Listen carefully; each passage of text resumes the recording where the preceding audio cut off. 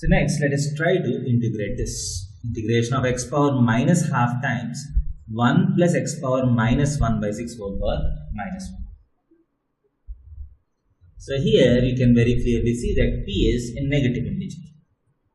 So what is the substitution? X is equal to t power, the LCM of denominators of m and n. M and n are 2 and 6. What is the LCM of 2 and 6? 6. So x is equal to t power 6 is the required substitution.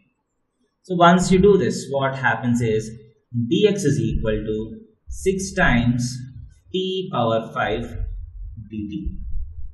So this integration becomes integration of x power minus half is t power minus 3 into 1 plus x power minus 1 by 6 is t power minus 1 whole power minus 1 times 6 t power 5 dt.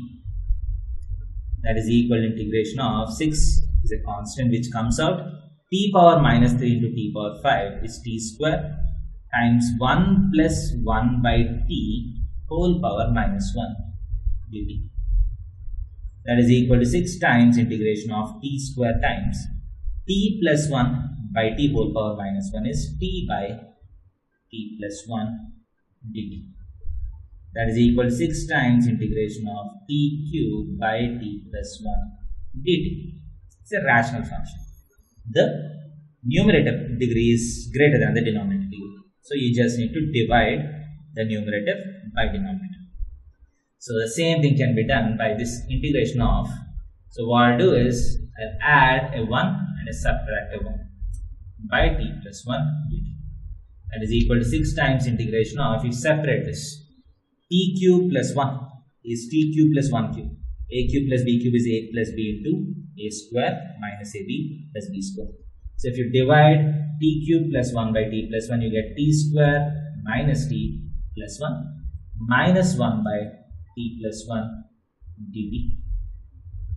That is equal to 6 times t cube by 3 minus t square by 2 plus t minus ln 1 plus t plus c.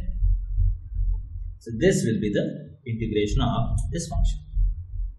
So once the integration is done, you just need to do the back substitution. P is equal to x power 1 by 6. That is equal to 6 times t cube is root x by 3. Right? T cube minus t square is cube root of x by 2 plus t is 6th root of x minus log mod 1 plus 6th root of x plus c. So this will be the integration of this function.